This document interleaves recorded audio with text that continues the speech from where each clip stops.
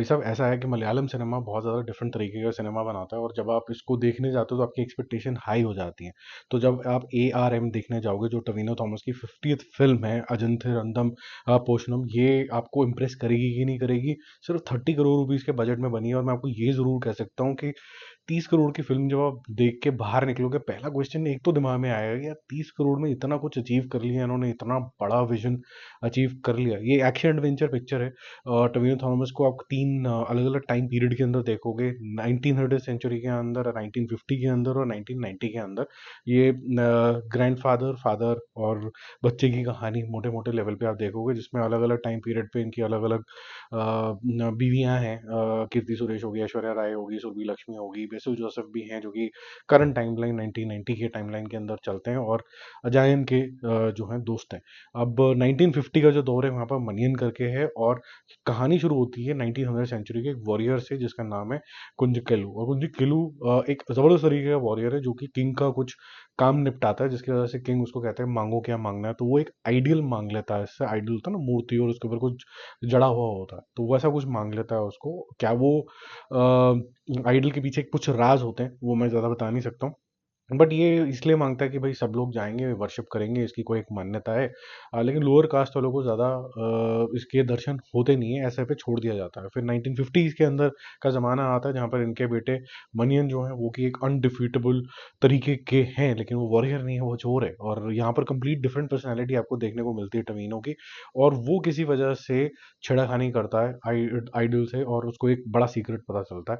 और वहाँ से स्टोरी फिर से मूव करती है 1990 के अंदर, जहाँ पर अजयन को काफ़ी ज़्यादा ज़िल्लत उठानी पड़ रही है अपने गाँव के अंदर, क्योंकि उसके जो फादर है, या फिर उसके जो एंसेस्टर है, उसने ये आइडल जो है वो कुछ किया था उसके साथ। अब इसको अपने आप को ठीक प्रूफ करना है, क्या ये कर भी पाएगा कि नहीं कर पाएगा? और ये जो थोड़ा सा कास्ट डिस्क्रिमिनेशन है, उससे ये फाइट कर पाएगा कि नहीं कर पाएगा? और फाइट कर पाएगा तो उसके पास क्या एक टूल है जिससे ये कर पाएगा? ठीक है, तो ये सब कहानी आपको देखने को मिलेगी, और ये सब चीज़ें भसड़ तब शुरू होती हैं जब 1990 के करंट टाइमलाइन के अंदर जो किंग का आगे के जिसे कहते हैं ना, लोग आ जाते हैं वापस, किसी वजह से आते हैं। अब वो क्या करने आते हैं, क्यों करने आते हैं, वो तो आप मूवी के अंदर देखना। जैसे मैंने बोला, इसकी प्रोडक्शन क्वालिटी बहुत ही शानदार है, बट उससे पहले भी ये बोलना होगा कि टविनो थॉमस की 3 लेवल की एक्टिंग बहुत ज़्यादा अच्छी है। तीनों रोल में वो अलग डिस्टिंक्ट लगा है। सबसे मज़ेदार जो रोल है वो मनियन का ही है, जिस तरीके से वो अपने आप को प्रेजेंट करता है। वॉरियर का रोल भी नो डाउट अच्छा है, और थोड़ा सा हल्का सा लेचारगी वाला जो रोल है वो अजिन का है, लेकिन करंट टाइमलाइन में सबसे ज़्यादा उसको स्क्रीन टाइम मिलता है। अब इस 3 रोल के अंदर ठीक ठाक एक्शन भी है, लेकिन आपको बीच में काफ़ी अच्छी खासी सी स्लो भी लग सकती है। और बहुत सारे ऐसे गाँव और उसके नामकरण ऐसे ऐसे आते हैं, जहाँ पर आपको उसकी मेमोरेबिलिटी या बिल्कुल ही चैलेंजिंग सी लगने लग जाती है कि यार क्या बोल गए, कौन था, कैसा था, क्या नाम था। तो थोड़े से हिंदी बेल्ट के लिए थोड़े डिफिकल्ट नाम हो जाते हैं। VFX ठीक ठाक है। जो एक बारी स्टोरी अपना पेस पकड़ लेती है, पहले आप समझ लीजिए कि 20 मिनट के आसपास, उसके बाद आपको मोटा मोटा समझ में आना शुरू हो जाता है कि ये क्या हो गया। और जैसे ही 1990 के अंदर एक नई एंट्री होती है किंग के डिसेंडेंट की, वहां से आपको बड़ा क्लियर हो जाता है कि क्या होने वाला है। तो फिर वहां से थोड़ी प्रेडिक्टेबिलिटी के जोन में ज़्यादा चली जाती है, तो फिर आपका जो एक्साइटमेंट लेवल्स हैं, वो मतलब जो बहुत पीक हो गए थे, वो थोड़े से कम हो जाते हैं। ठीक है, तो मेरा मूवी शूवी स्कोर इसके लिए रहेगा for good production value, decent I would say direction, it could have been much tighter, थोड़ा और शार्पली ये चल सकती थी। मलयालम मूवी जनरली चलती ही स्लो पेस के ऊपर है।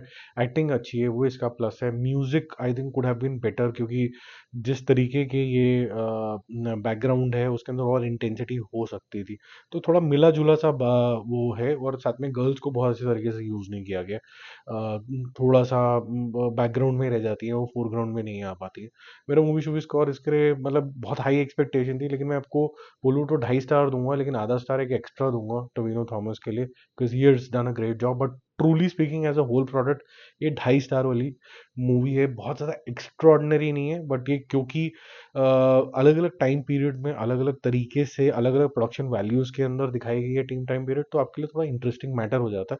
लेकिन खुलासा होते ही प्रिडिक्टेबल भी हो जाता है, तो थोड़ा सा शॉर्टकमिंग भी है। थोड़ी और स्मार्ट राइटिंग इसके अंदर हो सकती थी। बाकी जल्दी मिलते हैं और रिव्यूज और अपडेट्स के साथ। Stay connected, bye bye.